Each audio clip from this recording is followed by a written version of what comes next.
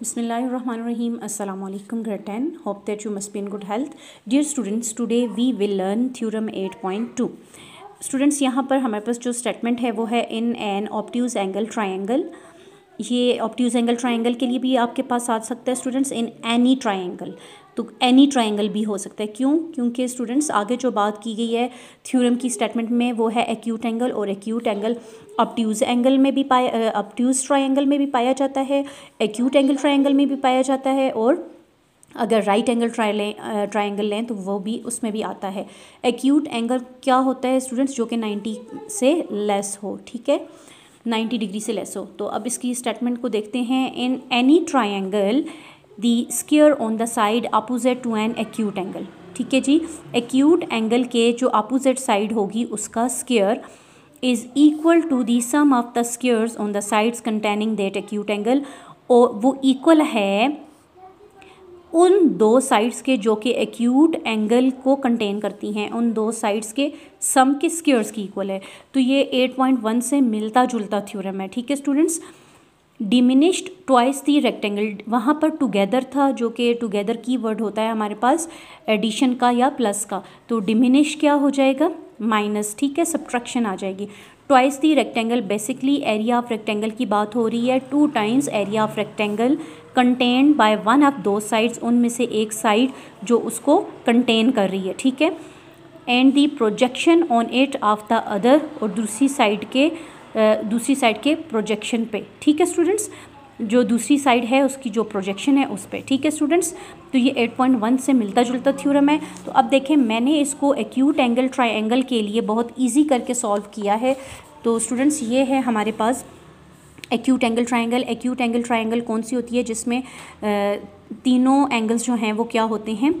Acute होते हैं, और उन सब का सम क्या होना चाहिए? 180 होना चाहिए। यानी ये भी 60 है, ये भी 60 और ये भी 60, ये एक्यूट एंगल ट्रायंगल है। ठीक है स्टूडेंट्स, अब देखें मैंने ये जो एक्यूट एंगल ट्रायंगल ली, ABC, ये 3 वर्टेक्स आ गए इसके। अब देखें स्टूडेंट्स, यहाँ जो वर्टेक्स A है, ठीक है, इसके अपोजिट जो साइड है उसको मैंने A का नाम दिया, B वर्टेक्स के अपोजिट जो साइड है उसको B का नाम दे दिया, और C के जो अपोजिट C वर्टेक्स के अपोजिट जो साइड है AB, इसको मैंने स्मॉल c से रिप्रेजेंट किया। ठीक है, अब देखें एंगल के जो वर्टेक्स हैं उनको हमने कैपिटल लेटर से जो है रिप्रेजेंट किया, और जो इनकी साइड्स हैं उनको स्मॉल लेटर से ABC ये आ गया। ठीक है, अब स्टूडेंट्स देखें, हमें जो है कहा गया है एक्यूट एंगल के अपोजिट साइड, ठीक है। अब यहाँ से जो C से हम जो है परपेंडिकुलर ड्रा करेंगे AB के ऊपर, जो कि AB को मीट करेगी आके पॉइंट D पे। स्टूडेंट्स याद रखें, प्रोजेक्शन के लिए परपेंडिकुलर ड्रा करना ज़रूरी है, ठीक है। जब हमने परपेंडिकुलर ड्रा कर लिया तो अब हमने A से D तक, ये हमारे पास प्रोजेक्शन साइड आ गई किसकी?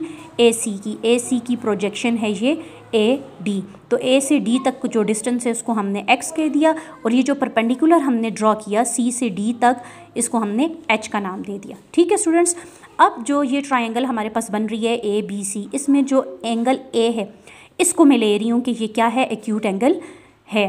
अब हमें क्या कहा गया है? एक्यूट एंगल की जो अपोजिट साइड है उसका स्क्वायर, ठीक है, यानी BC का स्क्वायर वो इक्वल है एक्यूट एंगल को जो दो साइड्स कंटेन कर रही हैं ना, जो साइड्स एक्यूट एंगल को कंटेन कर रही हैं उनके स्क्वायर्स के सम की इक्वल। तो एक्यूट एंगल को कौन कंटेन कर रही हैं? कौन सी साइड? यानी कि जो कि एक्यूट एंगल को बना रही हैं। तो आप देखें AB और AC, ये जो दो साइड्स हैं ये मिलके एक्यूट एंगल बना रही हैं, ठीक है। यानी BC का स्क्वायर आपको प्रूव क्या करना है? BC का स्क्वायर इक्वल है, अब इसको एक्यूट एंगल को जो कंटेन कर रही हैं साइड्स, AB का स्क्वायर या AC भी आप कह सकते हैं, ठीक है।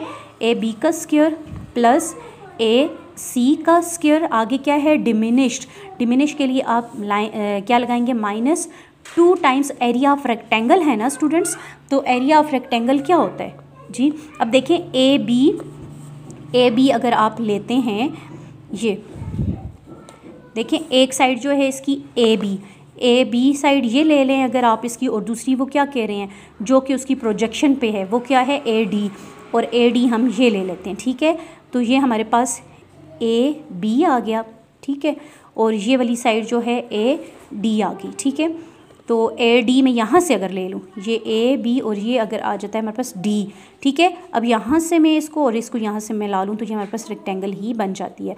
तो एरिया ऑफ रेक्टेंगल हमने यहाँ यूज़ करना है, ठीक है स्टूडेंट्स। तो यहाँ से आप देख लें हमारे पास है contained by one of those sides and the projection on it of the other, ठीक है। उनमें से जो एक साइड है जो उसको कंटेन कर रही है और उसी के ऊपर जो प्रोजेक्शन है, ठीक है स्टूडेंट्स। तो वो आ गई ए बी और इस पे प्रोजेक्शन ए डी, जो प्रोजेक्शन है किसकी साइड, ए सी की प्रोजेक्शन है। तो -2 टाइम्स हमारे पास हो जाएगा ए बी, ये वाली साइड पूरी, ये पूरी साइड, और प्रोजेक्शन जो है इसके ऊपर वो क्या है, A D into A D, ये आ जाएगा। यानी कि ये आपको प्रूव करना है, क्या प्रूव करना है, B C square is equal to A B square plus A C square minus 2ab into A D, ये प्रूव करना है, ठीक है स्टूडेंट्स। अब देखें मैंने जो लिखा given triangle A B C with acute angle 8 है। तो ये जो ट्रायंगल ए बी सी है, ए पे जो है ये हमने एक्यूट एंगल इसको लिया। और अब देखें मेजरमेंट ऑफ ए बी देखें आपके लिए बहुत इजी जो है इनको नेम देने, वर्टेक्स ए के अपोजिट ए दे दें, बी के अपोजिट को बी और सी के अपोजिट सी, ठीक है। मेजरमेंट ऑफ ए बी, ए से बी तक का जो डिस्टेंस है उसको हमने सी कहा, ए से सी तक का जो डिस्टेंस है उसको बी कहा, और बी से सी तक की जो मेजरमेंट है, बी से सी तक की मेजरमेंट उसको हमने ए कह दिया। Draw C D perpendicular to A B, projection के लिए ज़रूरी है पहले आप परपेंडिकुलर ड्रा करें, ठीक है। और परपेंडिकुलर जो होता है वो क्या करता है, 90 डिग्री का एंगल। तो C D perpendicular to A B, ये जो हमने सी से डी तक ड्रा किया ये परपेंडिकुलर है किसके ऊपर, ए बी के ऊपर, और ये क्या है, ये परपेंडिकुलर का सिंबल है। Where A D is projection of A C on A B, A D क्या है, ए डी प्रोजेक्शन है किसकी, ए सी की, किसके ऊपर है, ए बी साइड के ऊपर, ए से डी तक प्रोजेक्शन है, ठीक है students. Let measurement of A D, A से डी तक का जो डिस्टेंस है उसको हम एक्स कह रहे हैं। मेजरमेंट ऑफ सी डी, सी से डी तक की का जो डिस्टेंस है उसको हमने एच कह दिया, ठीक है। अब जो हमने प्रूव करना है वो ये प्रूव करना है B C square, acute angle के अपोजिट जो साइड है बी सी, इसका स्क्वायर जो है वो इक्वल है उन दो साइड्स के स्क्वायर किस्म के जो कि एक्यूट एंगल को कंटेन कर रही हैं, यानी एक्यूट एंगल को बना रही हैं। वो कौन सी साइड हैं, ए सी प्लस ए बी। तो ए सी का स्क्वायर प्लस ए बी का square diminished -2 times area of rectangle. तो मैंने अभी आपको ये समझाया कि एरिया ऑफ रेक्टेंगल क्या होता है, वैसे लेंथ इंटू विड्थ होता है, ठीक है। तो अब हमारे पास ये आ जाएगी ए बी साइड्स और दूसरी हमारे पास क्या आ जाएगी, ए डी साइड आ जाएगी, ठीक है। तो -2 times A B into A D. अब यहाँ पर आपने स्मॉल लेटर्स जिनसे आपने साइड्स को डिनोट किया आप वो पुट कर देंगे, ठीक है। बी सी को हमने किससे डिनोट किया, ए से, तो ए आएगा इसकी जगह ए स्क्वायर, ए सी की जगह क्या आ जाएगा, B square, plus A B की जगह क्या आ जाएगा, सी का स्क्वायर -2 टाइम्स ए बी क्या है, सी है, इंटू ए डी है, तो ए से डी तक का डिस्टेंस एक्स है। ये आपने वैल्यूज़ पुट कर ली। तो स्टूडेंट्स अब हम इसके प्रूफ की तरफ चलते हैं। तो प्रूफ में स्टेटमेंट्स और रीज़न होंगी। सबसे पहले हम ले रहे हैं ट्रायंगल ए सी डी। अब देखें हमने जो ट्रायंगल ली ए सी डी, ये वाली ट्रायंगल हमने ले ली। इसमें जो हमारे पास मेजरमेंट एंगल ए जो है हम ले रहे हैं, सॉरी डी एंगल लेंगे क्योंकि ये राइट एंगल ट्रायंगल है ना। ये देखें राइट एंगल ट्रायंगल है तो अभी हम 90 डिग्री का एंगल, ये ए पे तो एक्यूट बन रहा है ना, तो 90 पे जो है ये राइट एंगल बन रहा है, ठीक है। तो A D C, measurement of angle A D C is equal to 90 degree. और इसके रीज़न में हम लिखेंगे गिवन। क्यों, कैसे गिवन है, क्योंकि हमें वहाँ पर गिवन ये है कि प्रोजेक्शन जो है हमने उसकी प्रोजेक्शन देखनी है ना स्टूडेंट्स। तो प्रोजेक्शन हम क्या हमारे पास आती है जब हम परपेंडिकुलर ड्रा करते हैं, और परपेंडिकुलर क्या होता है, वो 90 डिग्री का एंगल बनाता है, इसलिए हमने लिखा गिवन जी। ए सी का स्क्वायर इक्वल है, अब देखें ये राइट एंगल ट्रायंगल है ना, ये तो जो 90 डिग्री की अपोजिट साइड है वो हाइपोटेन्यूज है। ये जो एंगल है हमारे पास ये एक्यूट एंगल, इसके अपोजिट जो है वो परपेंडिकुलर है और ये बेस है। तो अब जो हम ले रहे हैं ए डी सी ट्रायंगल, हम जो ले रहे हैं ये जो है हमारे पास A D C right angle triangle, इस पे हम क्या लगाएंगे, पाइथागोरस थ्योरम, और आपने रीज़न में लिखना है पाइथागोरस थ्योरम, ठीक है। अब क्या करेंगे, हमारे पास हाइपोटेन्यूज का स्क्वायर होता है 90 के अपोजिट ए सी का स्क्वायर इक्वल है ए डी का स्क्वायर प्लस डी सी का स्क्वायर। ये क्या है, पाइथागोरस थ्योरम है। अब ये आपको अच्छी तरह पता है स्टूडेंट्स पाइथागोरस थ्योरम क्या होता है। अब देखें, ये जो हमने ए सी की जगह ये हमने बी लिया हुआ है, ए डी की जगह एक्स और सी डी की जगह एच, ये वैल्यूज़ अब हम यहाँ पर पुट करेंगे। ए सी को हमने बी से रिप्रेजेंट किया हुआ है, बी स्क्वायर आ जाएगा, ए डी को एक्स से किया हुआ है और डी सी को एच से, तो यहाँ स्क्वायर है तो इनके ऊपर भी स्क्वायर आएगा और इसको हम इक्वेशन 1 कह देंगे। अब हम दूसरी ट्रायंगल लेंगे सी डी बी। अब देखें सी डी बी, तो देखें स्टूडेंट्स ये फिर से एक राइट एंगल ट्रायंगल बन रही है हमारे पास, ठीक है। अब हम क्या करेंगे, ये जो राइट एंगल ट्रायंगल है इसमें से फिर हम जो है एंगल डी जो है वो लेंगे कि वो क्या है, 90 डिग्री का एंगल है, और इसकी रीज़न में आप वही लिखेंगे गिवन जो हमने ऊपर दिया था, ठीक है, वही प्रोजेक्शन की वजह से। अब देखें हमारे पास जो सी डी बी है, सी डी बी में ये 90 डिग्री का एंगल है, इसके अपोजिट ये हाइपोटेन्यूज है, यानी बी सी का square plus B D square plus C D square, तो वही हमने सी डी या डी सी लिखें, बात एक ही है, ठीक है। और रीज़न में आप पाइथागोरस थ्योरम लिखेंगे, ठीक है स्टूडेंट्स।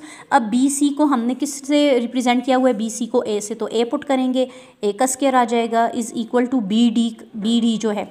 तो देखें स्टूडेंट्स, जो बी डी है हमारे पास ए से बी तक सी है, ए से बी तक का जो डिस्टेंस है उसको स्मॉल सी से हमने डिनोट किया हुआ है, और ए से डी तक जो है वो एक्स है, बट बी से डी हमारे पास हमने इसको किसी से रिप्रेजेंट नहीं किया।